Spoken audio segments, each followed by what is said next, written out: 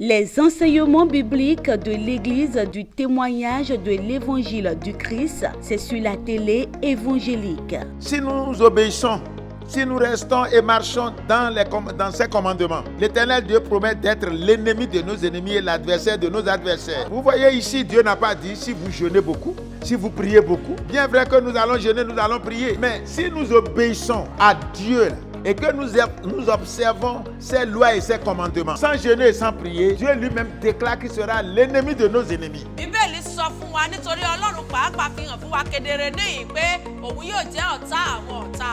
Par ces différents enseignements sur différentes thématiques, vos yeux spirituels s'ouvriront et la vérité vous affranchira. Prenez alors le rendez-vous tous les lundis à 21h et les samedis à 17h30. Les enseignements bibliques de l'Église du témoignage de l'Évangile du Christ, c'est sur la télé évangélique. Ne ratez surtout pas ce programme pour votre élévation spirituelle. Prions. Père, dans le nom de Jésus. Baba ní orúkọ Jésù. Père, dans le nom de Jésus. Baba ní orúkọ Jésù. Père, dans le beau et précieux nom du Seigneur Jésus-Christ de Nazareth. Baba ní orúkọ ńlá Jésù Kristi ti Éternel Dieu Nazareth. des armées, nous voulons te dire merci cet après-midi. Olúwa Ọlọ́run ayérayé, a fẹ́ sọ fún yín pé ẹ ṣé ní àṣálẹ́ yìí. Merci pour tout ce que vous faites à travers cette émission. Ẹ ṣé fún gbogbo ohun tẹ́ ń ṣe nínú ètò yìí. Tenez remerciement, Papa, dans le nom de Jésus. Ẹ gbọ́ ọpẹ́ wa ní orúkọ Nous Jésù. sommes encore là comme d'habitude. Àti tún dé gẹ́gẹ́ bí ìṣe wa. Seigneur, prenez le contrôle, Olúwa Papa. gba ìṣàkóso. Votre parole est la vie, elle est la délivrance. Ọ̀rọ̀ rẹ ní ìtúsílẹ̀ àti ìyè. Seigneur, parle à ton peuple. Olúwa bá ìjọ rẹ sọ̀rọ̀. Merci parce que tu le fais Ẹ déjà. ṣé nítorí pé ẹ ti Dans le ṣe. précieux nom du Seigneur Jésus-Christ de Nazareth, nous avons Ní prié. orúkọ Jésù ni a gbàdúrà. Gloire soit rendue au Seigneur dans les cieux. Ògo ni fún Ọlọ́run ní òkè ọ̀run. Ce soir, nous voulons remercier une fois encore le Seigneur Jésus Ní àṣálẹ́ yìí a tún fẹ́ dúpẹ́ lọ́wọ́ Ọlọ́run sí i lẹ́ẹ̀kan pour sí. tout ce que Dieu fait à travers l'émission. Vous connaîtrez la vérité. Fún ohun gbogbo tí Ọlọ́run ń ṣe nípa ẹsẹ̀ ètò ẹ ó mọ òtítọ́.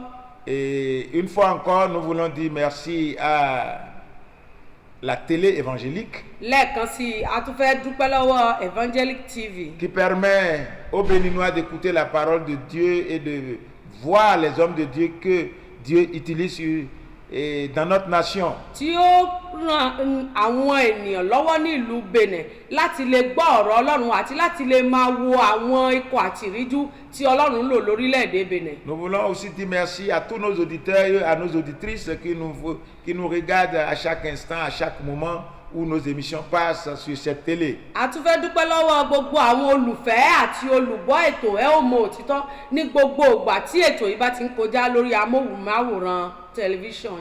Le thème du message de cet après-midi Àkòrí ìwàásù ti àṣálẹ́ yìí est intitulé « Les enfants du royaume doivent se méfier des séducteurs ou des faux prophètes ». àwọn ọmọ ìjọba náà ní láti kíyèsára fún àwọn ẹlẹ́tàn tàbí àwọn wòlíì èké. Lorsque nous parlons des enfants du royaume, Bí a bá sọ nípa àwọn ọmọ ìjọba náà, nous parlons des enfants de Dieu nés de nouveau. à ń sọ nípasẹ̀ àwọn ọmọ Ọlọ́run tí ó ti di àtúnbí. Nous parlons des élus. À ń sọ nípa àwọn àyànfẹ́. Lorsque nous parlons des enfants du royaume, Bí a bá sọ nípa àwọn ọmọ ìjọba náà, nous parlons de ceux-là qui ont accepté le Seigneur Jésus-Christ à cause du ciel. à ń sọ nípa àwọn ẹni náà tí ó fi ayé wọn fún Jésù Olúwa nítorí ìjọba ọ̀run. Ces hommes et ces femmes doivent beaucoup faire attention pour les faux prophètes et les séducteurs. Àwọn wọ̀nyí lọ́kùnrin àti lóbìnrin ní láti kíyèsára gidigidi yálà lọ́dọ̀ àwọn ẹlẹ́tàn tàbí àwọn wòlíì Pour ne pas èké tomber dans leur piège. láti lè má bọ́ sínú páńpẹ́ wọn. Parce que actuellement, Nítorí et lọ́wọ́lọ́wọ́ aujourd'hui sur le plan ní international, gbogbo àgbáyé les faux prophètes se multiplient tous les jours. àwọn wòlíì èké a máa bí sí i Les lójoojúmọ́. séducteurs se multiplient tous les jours. Àwọn ẹlẹ́tàn di púpọ̀ sí i jọjọ. Puisque l'église de Dieu aussi se multiplie aussi tous les jours aussi. Nítorí pé ìjọ Ọlọ́run pẹ̀lú ń pọ̀ sí i Puisque lójoojúmọ́. c'est une prophétie.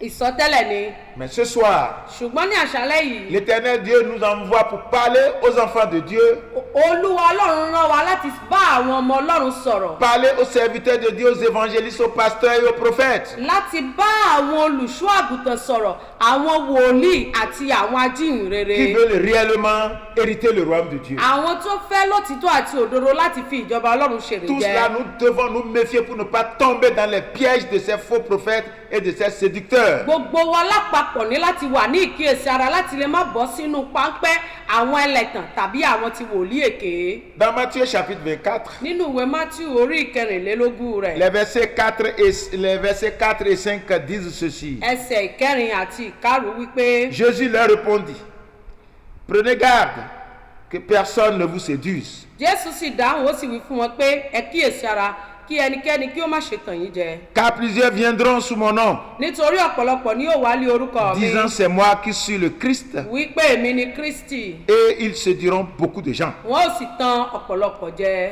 Ça, c'est la parole de Dieu. Ọ̀rọ̀ Ọlọ́run leléyìí.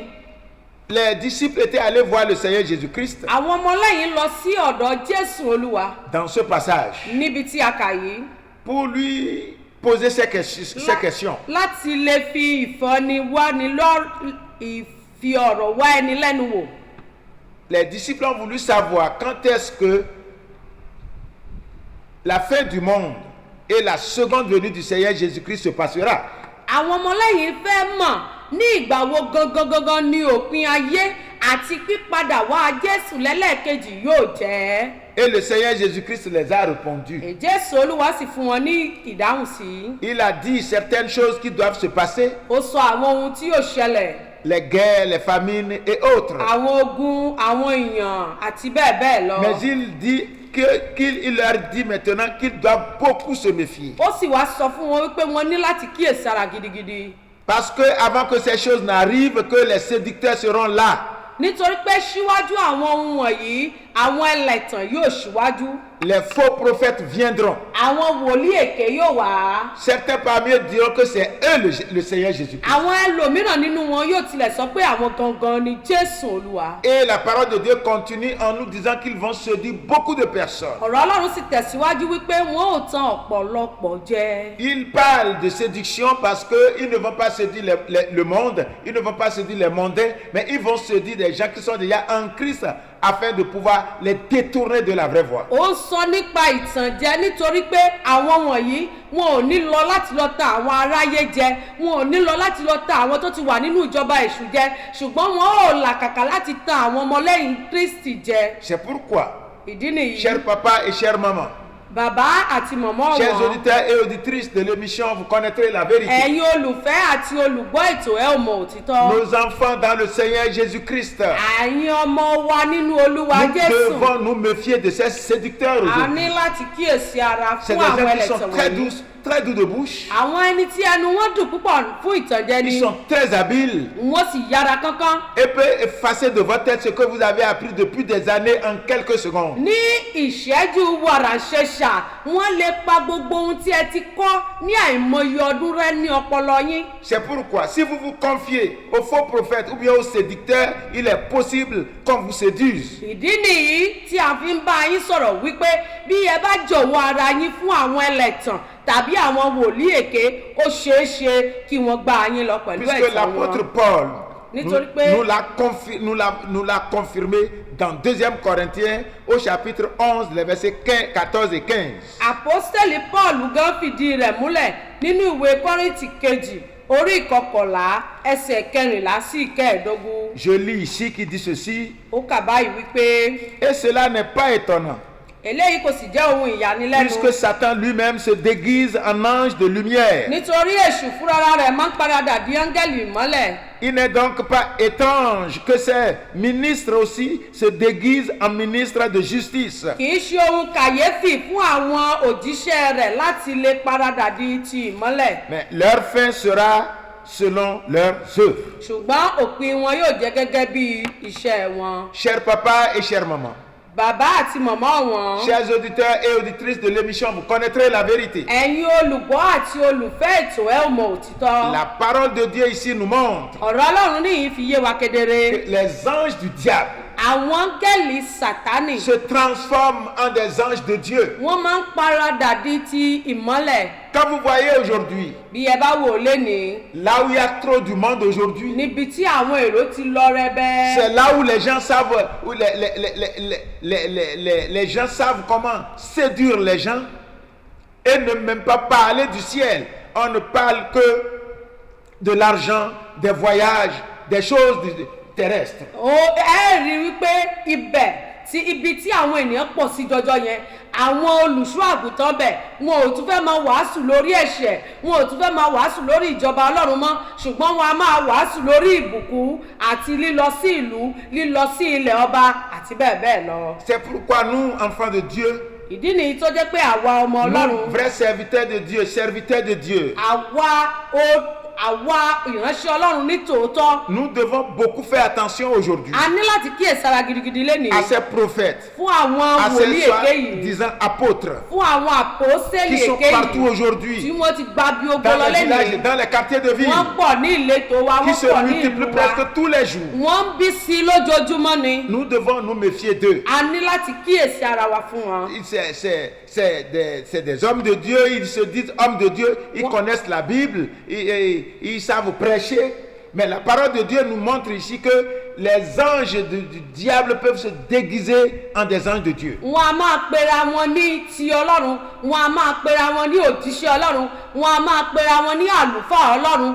ẹ wo nǹkan tí ọ̀rọ̀ Ọlọ́run sọ fún wa ó ní àwọn áńgẹ́lì èṣù wọn a máa paradà di ti ìmọ́lẹ̀. Aujourd'hui, les hommes aiment les œuvres d'obscurité plus que la lumière, puisque d'ailleurs les œuvres de leurs mains aussi sont des œuvres de ténèbres. lẹ́ni àwọn ènìyàn fẹ́ràn iṣẹ́ òkùnkùn ju ti ìmọ́lẹ̀ lọ ìdí ni wípé iṣẹ́ ọwọ́ tiwọn náà gangan ó jẹ́ ti òkùnkùn. L'apôtre Paul le dit ici clairement. àpọ́stélì Paul sọ níhìn-ín. Il dit, cela n'est pas étonnant, ó ní kì í ṣe ohun ìyanu. puisque Satan lui-même se déguise en ange de lumière. nítorí pé èṣù fúnra rẹ̀ a máa paradà di áńgẹ́lì ìmọ́lẹ̀. Ces gens-là, quand ils commencent leur ministère, ils vous disent que le Seigneur Jésus a dit que vous allez faire ce que j'ai fait et vous ferez plus que moi-même. nítorí àwọn ènìyàn wọ̀nyí wọ́n máa ń dúró lórí ọ̀rọ̀ tí Jésù sọ wípé ẹ ò ṣe ohun tí mo ṣe ẹ ò sì tún ṣe ju èyí tí mo ṣe lọ.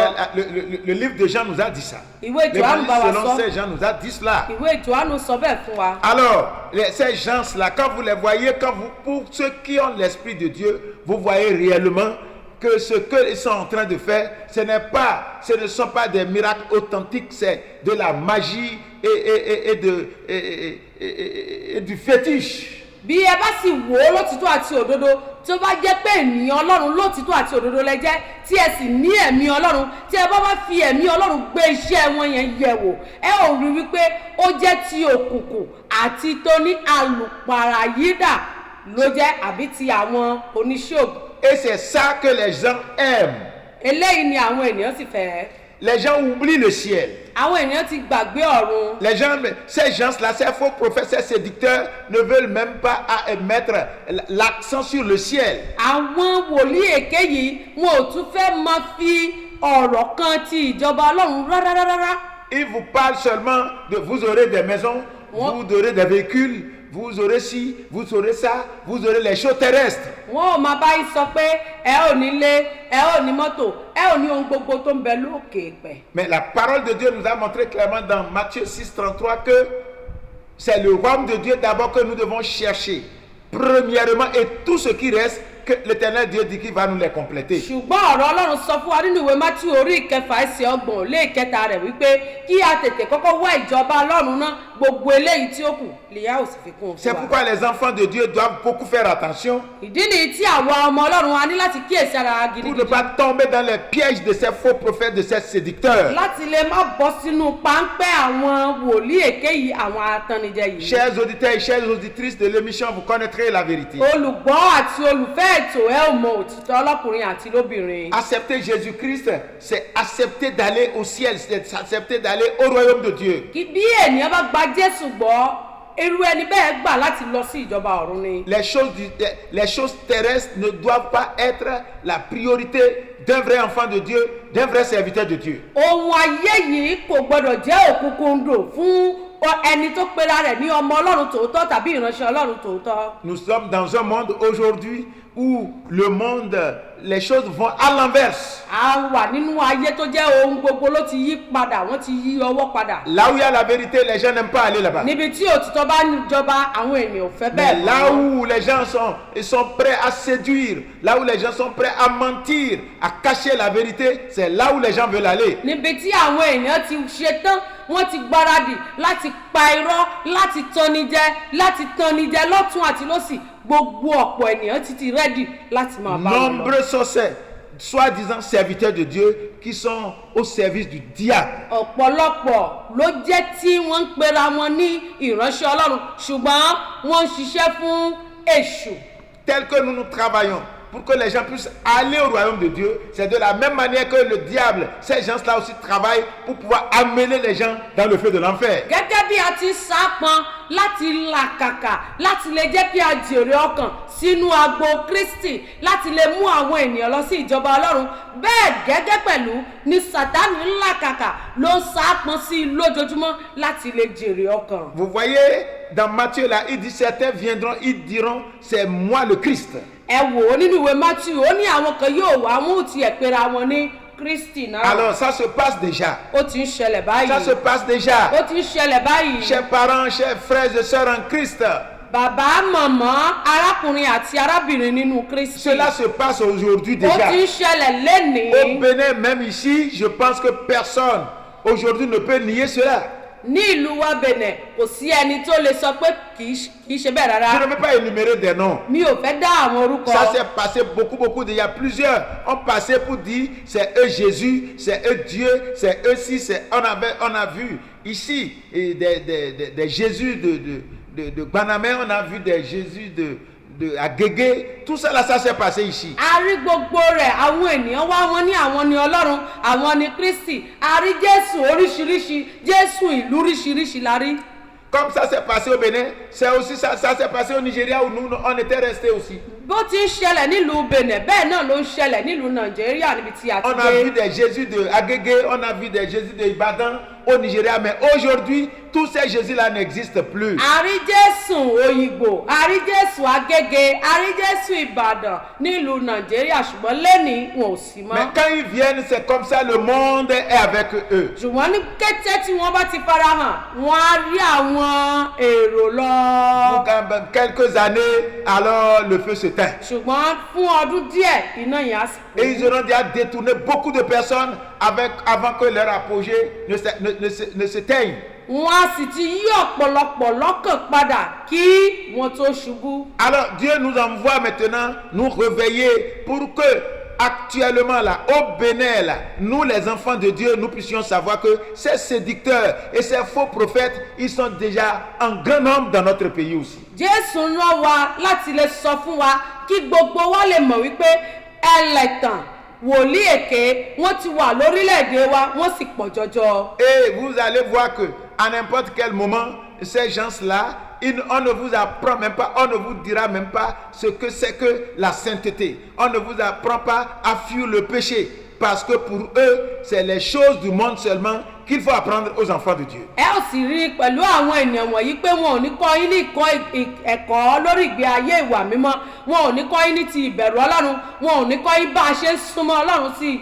C'est comment vous allez faire pour voyager. Báwo lẹ ó ṣe sí láti lọ òkè C'est ìlú comment ọba? vous allez faire pour avoir des terrains, pour avoir des terres, pour avoir des maisons, pour avoir des véhicules. Báwo lẹ ó ti ṣe é sí láti lè ní àwọn mọ́tò, láti lè ní àwọn ilẹ̀, láti lè ní àwọn ilé? Puisque c'est ce que le monde veut écouter. Nítorí pé ohun tí aráyé fẹ́ mọ̀ Quand gbọ́ c'est ce que nìyẹn. le monde veut écouter, que vous prêchez, là vous devez être sur vous-même, que vous n'êtes pas sur la voie. Tó bá jẹ́ pé ohun tí aráyé fẹ́ mọ̀ gbọ́ lẹ̀ ń wàásù rẹ̀, ẹ mọ̀ dájúdájú lọ́kàn ara yín wípé ẹ ò sí ní ọ̀nà náà. Chers serviteurs de Dieu, servants de Dieu, et qui prêchez la parole de Dieu. Si vous prêchez ce que le monde veut entendre, vous devez savoir que vous-même déjà, vous n'êtes plus sur la voie.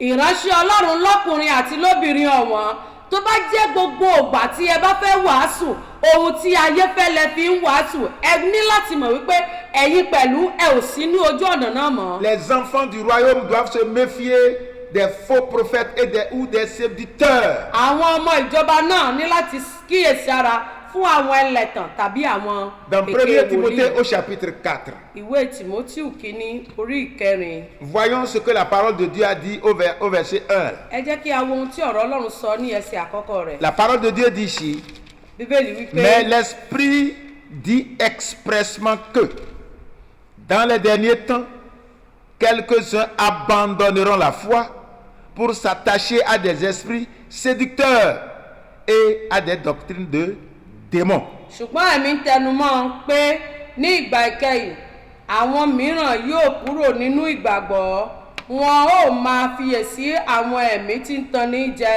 àti ẹ̀kọ́ àwọn ẹ̀mí èṣù. Nous sommes maintenant dans les derniers temps. A ti wà ní ìkẹyìn ọjọ́. Ce n'est pas que les derniers temps s'approchent. Kì í ṣe pé ìkẹyìn ọjọ́ àwọn ọjọ́ tó kẹ́yìn wọ́n ń súnmọ́ On wa. est déjà dans les derniers temps. A ti wà nínú ìkẹyìn Et la ọjọ́. parole de Dieu dit, bien sûr, Ọ̀rọ̀ Ọlọ́run sì sọ fún wa Dans les dáradára derniers pé temps. ní ìkẹyìn ọjọ́, dans les derniers temps, ní ìkẹyìn ọjọ́, beaucoup vont quitter la foi. ọ̀pọ̀lọpọ̀ ni yóò kúrò nínú ìgbàgbọ́. Beaucoup vont quitter la foi. Ọ̀pọ̀lọpọ̀ ni yóò kúrò nínú ìgbàgbọ́. Alors, cher papa, chère maman, Bàbá màmá àwọn auditeurs et auditrices de l'émission, vous connaîtrez la vérité. olùgbọ́ ètò ẹ ò mọ òtítọ́ lọ́kùnrin àti Nous lóbìnrin. sommes dans les derniers temps A ti wà ní àwọn ìkẹyìn ọjọ́. et nous devons faire beaucoup attention pour ne pas quitter la foi. A sì ní láti làkàkà láti lè má yẹsẹ̀ kúrò nínú ìgbàgbọ́. Lorsque c'est les choses du monde qui vous préoccupent, Tó bá jẹ́ ohun ayé yìí ló pọnran dandan fún yín. lorsque c'est de votre santé, vous êtes préoccupé par je suis en Christ et je ne dois pas avoir de problème, je ne dois pas être malade, je suis en Christ, il faut que nécessairement je construise, je suis en Christ, il faut que nécessairement j'ai mon véhicule. Si c'est à ça là que nous nous adonnons, sachez déjà que vous quittez déjà la foi. Tó bá jẹ́ pé mo wà nínú Kristi, mi ò ní láti fi ara mi sílẹ̀. Mo wà nínú Kristi, mo ní láti kọ́lé ní dandan. Mo wà nínú Kristi, mo fẹ́ ra mọ́tò ńlá, mo fẹ́ ra ayọ́kẹ́lẹ́, mo fẹ́ ṣe léyìí. Tó bá jẹ́ bẹ́ẹ̀ ni ẹ mọ̀ pé ẹ ti kúrò nínú Kristi náà. Tout ce que nous disons là, Dieu a ça. Nítorí gbogbo ohun tá à ń sọ yìí, Ọlọ́run ní Il peut donner ìkáláwọ́. une santé robuste. Ọlọ́run lè fún wa ní ìlera Il kókó. peut vous construire une belle maison. Ó lè kọ́ ilé dáradára Il fún peut yín. vous donner un beau véhicule. Ó lè ra mọ́tò tó dára Mais fún cela yín. ne doit pas être la priorité. Ṣùgbọ́n eléyìí kò yẹ kó jẹ́ Ce qui ipò doit être la àkọ́kọ́. priorité pour nous, c'est le ciel, le royaume de Dieu. Ohun tí a fi gbọ́dọ̀ ṣíwájú nínú ohun gbogbo ní ìjọba Alors Ọlọ́run. pour aller au royaume de Dieu, nous devons fuir d'abord le péché, fuir le monde. Láti lè lọ sí ìjọba Ọlọ́run, a ní láti sá fún ẹ̀ṣẹ̀ kí a sì sá fún Nous ayé. devons fuir la souillure du monde Kí a sá fún ìríra et ayé. nous accrocher à la parole de Dieu. Kí a sì tẹra mọ́ ọ̀rọ̀ Ọlọ́run. Et tout le reste nous sera accordé, c'est ce que Gbogbo la parole de Dieu eléyìí dit. tó kù, Líà ò sì fi kún un fún wa Dans les gẹ́gẹ́ bí derniers ọ̀rọ̀ temps, Ọlọ́run. dans les derniers temps, Ní àwọn ọjọ́ ìkẹyìn, beaucoup vont quitter la foi. ọ̀pọ̀lọpọ̀ yóò kúrò nínú ìgbàgbọ́. Aujourd'hui, regardez la vie chrétienne aujourd'hui. Lẹ́ni ẹ wo ìgbé ayé Kìrìsìtẹ́nì. Quand les gens entendent qu'il y a un prophète quelque part, Bí àwọn ènìyàn bá gbọ́ pé wòlíì kan dé síbì kan, où tu dois aller, on te dira que c'est ta tante qui est en train de bloquer ton truc, c'est ton oncle qui fait ceci, il y a un sorcier, il y a quelque chose chez toi. C'est là où les gens veulent aller. èyí tó jẹ́ pé tó bá débẹ̀ wọ́n á sọ fún ẹ pé àbúrò bàbá ẹ, ẹ̀gbọ́n bàbá rẹ, ẹ̀gbọ́n ìyá rẹ, àbúrò ìyá rẹ ló yọ ọ́ lẹ́nu àbí ìyá àbí bàbá rẹ. Ibi tí àwọn ènìyàn fẹ́ láti máa sáré sí La nìyẹn. Bible dit que les gens vont quitter la foi Bíbélì pé àwọn ènìyàn yóò kúrò nínú ìgbàgbọ́. et ils vont s'adonner à des esprits Wọ́n ò séducteurs sì fi ara wọn jì fún àwọn ẹ̀mí tí ń tanni jẹ. dans les derniers jours Ní àwọn ọjọ́ ìkẹyìn, que nous traversons déjà. èyí tí a ti ń là kọjá, Ils vont s'attacher à des esprits séducteurs wọ́n ò sì fara wọn mọ́ àwọn ẹ̀mí tí ń tanni jẹ. et à des doctrines de démons. Àti àwọn ìgbékalẹ̀ tàbí àwọn ẹ̀kọ́ ẹ̀mí èṣù. Aujourd'hui, quand vous allez à des endroits où les gens disent c'est Christ qui l'a fait, on vous dit il n'y a plus de péché. Ẹ ò lọ sí Déjà en Christ, àwọn on ne parle plus de péché. ibòmíràn wà lẹ́ni tí wọ́n sọ fún yín pé ẹ ti wà nínú Kristi, kò sí nǹkan kan tó jẹ́ ẹ̀ṣẹ̀ mọ́. On vous dit aujourd'hui que Christ a déjà prié, on ne doit plus prier. Wọ́n á sọ fún yín pé Jésù ti gba àdúrà, kò sí nǹkan tó kàn yín ká àdúrà mọ́. Jésus a déjà jeûné, on ne doit plus jeûner. Jésù ti gba àwẹ̀, ẹ má tún gba àwẹ̀ mọ́. Ça, c'est des doctrines de démons. Ẹ̀kọ́ ẹ̀mí èṣù ni. C'est des actes de démons aujourd'hui. Ìgbékalẹ̀ ẹ̀mí èṣù Et ni. il suffit seulement que les gens voient qu'il y a des blancs quelque part, des Chinois ou bien je ne sais pas, des Indiens. Alors, c'est là les gens pensent qu'il y a Christ et que tout ce que les hérésies que les gens racontent, c'est à ça que les gens croient aujourd'hui. bí àwọn ènìyàn bá sì ti rí i pé àwọn ènìyàn aláwọ̀ funfun ti wà níbì kan tí wọ́n ti ń polówó Jésù ó tán wọ́n á ti bẹ̀rẹ̀ sí ní sáré tọ̀mọ́ lẹ́yìn pẹ̀lú gbogbo àwọn ìsọkúsọ pẹ̀lú gbogbo àwọn ọ̀rọ̀ òdì tí ń Donc, ti ẹnu wọn nous jáde. qui appartenons à Christ, àwa tí a jẹ́ ti Kristi qui avons accepté Christ au prix de 10 labeurs, je vais dire, èyí tí a sì gba Jésù gbọ́ pẹ̀lú agbára káká nous devons faire attention a ní láti kíyèsára wa pour que ces séducteurs-là ne nous séduisent pas. kí àwọn atannijẹ yìí má bàa tàn wá jẹ. À cause des choses de ce monde, pour que ces faux prophètes ne nous fassent pas dérailler de la voie du salut. nítorí àwọn ohun ayé yìí kí àwọn wòlíì èké yìí má bàa tàn wá jẹ kúrò ní ọ̀nà òtítọ́ náà. L'Éternel Dieu nous envoie parler à nos frères, nos sœurs chrétiens du Bénin et du monde entier. Olúwa Ọlọ́run rán wa láti bá àwọn àǹtí àti àwọn bùrọ̀dá wa nílùú Benin àti ní gbogbo àgbáyé sọ̀rọ̀. Nous sommes déjà dans les derniers temps a ti wà ní ìgbà ìkẹyìn. et le séducteur, le diable est déjà là.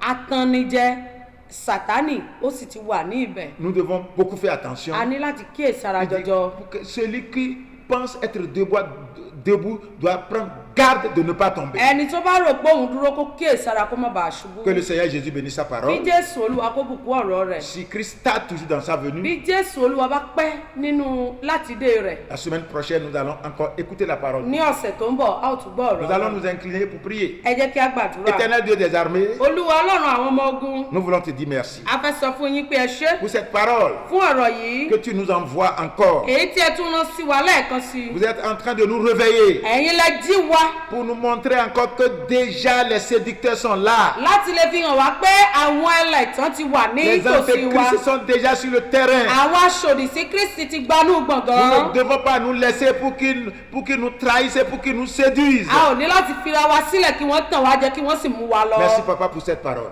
ẹ ṣé Olúwa fún ọ̀rọ̀ Tenez, yìí. remerciement papa dans le nom de Jésus. gbọ̀pẹ́ wa dádì ní Et orúkọ nous demandons Jésù. maintenant l'esprit de Dieu a bẹ̀bẹ̀ fún ẹ̀mí Ọlọ́run. qui permet de résister devant ces esprits maléfiques. èyí tí ò lè mú wa dúró tiri níwájú àwọn ẹ̀mí À wọ̀nyí. nous-mêmes et à tous les auditeurs qui nous écoutent, qui fún nous àwa regardent. náà àti gbogbo olùgbọ́ ètò yìí. Seigneur, accorde-nous cet esprit. Olúwa yọ̀ǹda ẹ̀mí Ne yìí nous fún wa. abandonne pas, papa. má ṣe fi wá sílẹ̀ Marche dádì. avec nous ẹ máa bá wa jusqu'au rìn royaume de Dieu. títí dé ìjọba Seigneur, merci bàbá. parce que tu l'as ẹ fait. ṣé nítorí pé ẹ ti Dans ṣe. le puissant nom du Seigneur Jésus de ní Nazareth. orúkọ ńlá Jésù ti Nous avons Nazareth prié. ní agbàdúrà. Amen. àmín.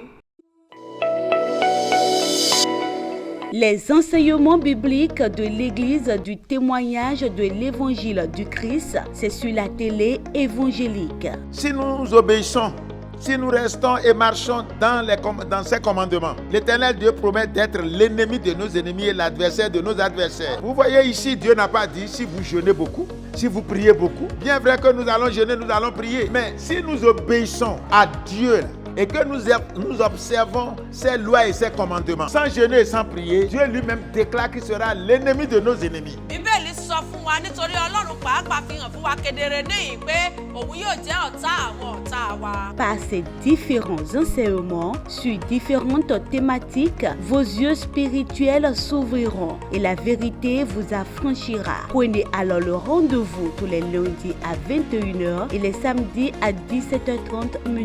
Les enseignements bibliques de l'Église du témoignage de l'Évangile du Christ, c'est sur la télé évangélique. Ne ratez surtout pas ce programme pour votre élévation spirituelle.